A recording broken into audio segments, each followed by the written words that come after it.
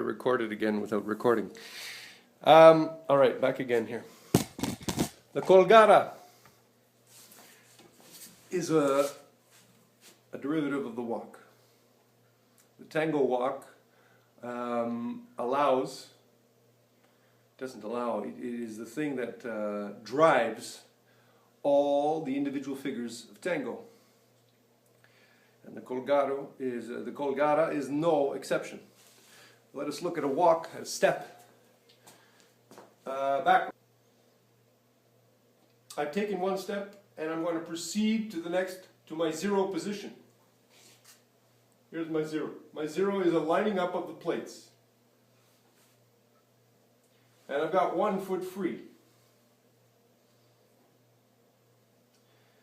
As I proceed to my next step, there comes a magical moment. We're going to see it very shortly. First, we have an and the and implies that my hands are free.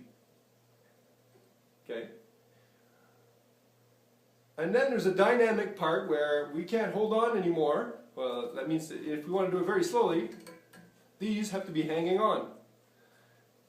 If they're not there, we're going to take a step. And we're going to stop with both legs perfectly straight. These legs are perfectly straight. Again, my pants are crooked from wear and tear, but my legs are perfectly straight underneath. The Colgada is between this hanging on part and this stable part. As I'm taking a step, my free leg is going into a 3 direction. But it's a special type of 3. It's a detail that's very important. It is not a 3 that is exactly aiming for 6 o'clock. Let's say that directly in front of us is 12 o'clock, 6 o'clock, evidently 3 o'clock and 9 o'clock. You know, this is 12 o'clock. When we are aiming in our 3 direction, when we are going backwards, we're not truly aiming for a 6, we're aiming for a 6:30. We're on a tightrope, remember. The tightrope necessitates that we be on 6:30 and not 6 o'clock. I am off the tightrope. The tightrope is somewhere in between my legs. So my Colgado makes real special emphasis of this fact and amplifies it for the rest of my dance. I find myself a door. This is essentially a door, a riser and another riser, anywhere in the house, and I learned to do a Colgada. I don't know if it's Colgada or Colgado. Doesn't matter. Whoop, shtuk. I'll show you my fingers here. There we go. So I'm hanging on at this point. I am not hanging on at this point. I'm hanging on at this point. My upper body, my torso, does not develop, leans when I'm walking backwards. Hands are free. My torso is perpendicular. There are many important reasons why this must be so, but the most important is that if it's up and straight, I can better understand any kind of signal coming at me from my partner. If I'm all hunched over, I'm denying a certain rotation axis. I'm denying it, or at least muting them. And I'm also mechanically at a loss of balance. Again, that theory of the plates, 1, 2, 3 plates. If I'm leaning forward, one of the plates is leaning forward. So through the step here, I am perpendicular. And as I come back in, I'm perpendicular. Examples of bad posture. Backwards. Kind of reading a newspaper here. I'm reading a newspaper if I'm doing this. Forward.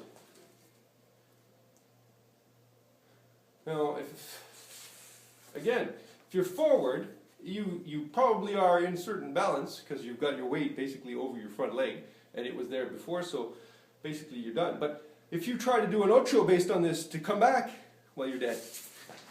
You're dead. It's over. Here's the exercise to make us all come together. we zero ourselves and 1. We're going to add a 0 and 1. I'm not pushing myself off. I'm letting go. So here my hands aren't even holding. 0 and now they're holding. 1. And I'm learning to receive everything on one leg. Okay, 0 and 1. And I fight. And I walk back in 1 step. I learn to walk this way. 0 and 1. No, sorry, 0 and 1. 0 and 1. From here, this is a very long step. It's going to be a very difficult climb to the other free leg, but I do it. 0 and 1. Let's go to the end. And now you know why you wear heels, women. Do this barefoot. You'll see what it does to your thunder thighs. Other things to keep in mind.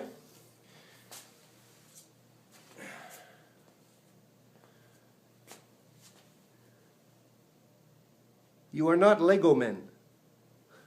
Notice his ankle and notice his knees. This man has a problem. He cannot dance. No se tango. So, what I mean by that is that you have articulations that are useful.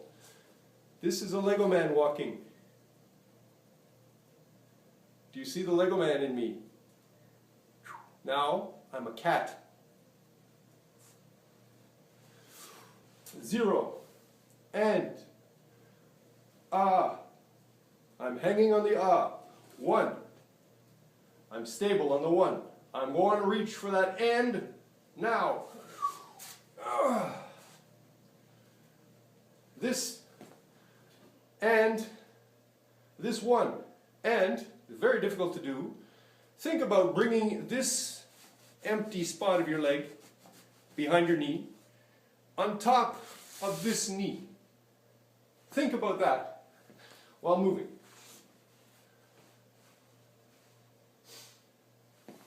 We're going to do a video only on that in a moment. 1 and 0 and 1. I fight. Oh. And I walk back. That's 2. 0 and 1. And taking a step back. 3. 0 and can get lower, eh? 1. I'm going to show you something there after we're done our 5th one. And 0 and 1 and I'm falling down on my 5th one. That means I'm tired. 0, this is what I'm trying to show you is here now. My feet are between the risers of the door.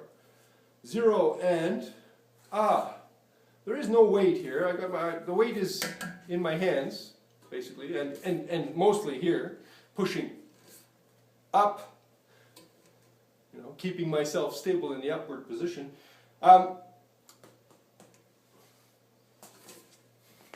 If that is touching a point on the ground, let's say this piece of paper, if that is touching, I'm in the end here, if that is touching here,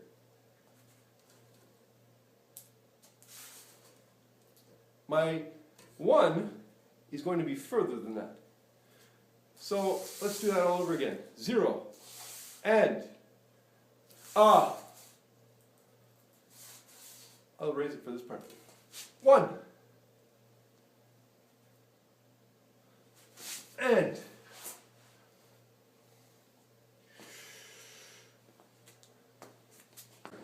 We're going to use that door to learn something about the Colgada and about walking. I'm trying to keep a small open angle. As I am walking forward, there comes a time of the end. This is the time of the end.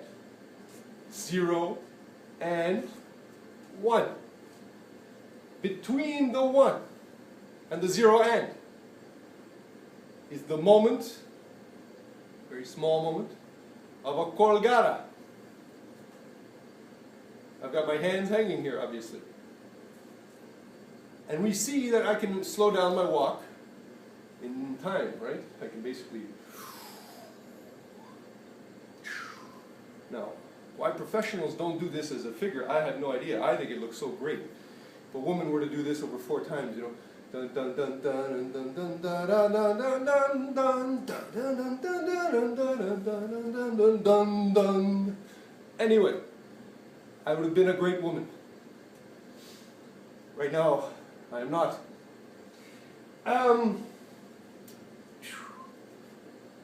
There is a very vexing tendency to lock this knee. You know, people will assume this position and think, well, this is nice. No, actually, it's a function of double bent legs, double bent knees. The thigh in the back, the 3 thigh, is beyond the perpendicular.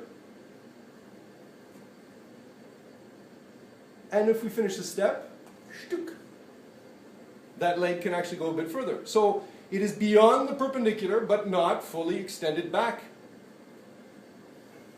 It is beyond the perpendicular, but not, still is, still is, still is, still is. Now, you'll notice I did something wrong here. And this is a second aspect of the Colgada that has to do with slow motion walking. If you want to see this in slow motion, and you say to yourself, is this a person walking in slow motion, or is this a Colgada? The idea is to tape yourself, and the person doesn't know if you're walking slowly, or if you're doing a Colgada. From the movement, it's not clear. In order to fool the eyes, we keep things perpendicular. We keep the trunk perpendicular, and we bend this leg. If we want to do it in such a way that it's not even useful, and if it's probably also not very conducive to what the person is going to be guiding, we'll bring the back, or we'll bring the lower back in first. And there it's quite clear that I'm not walking slowly. But if my back is very straight, if I'm very conscious of this movement first,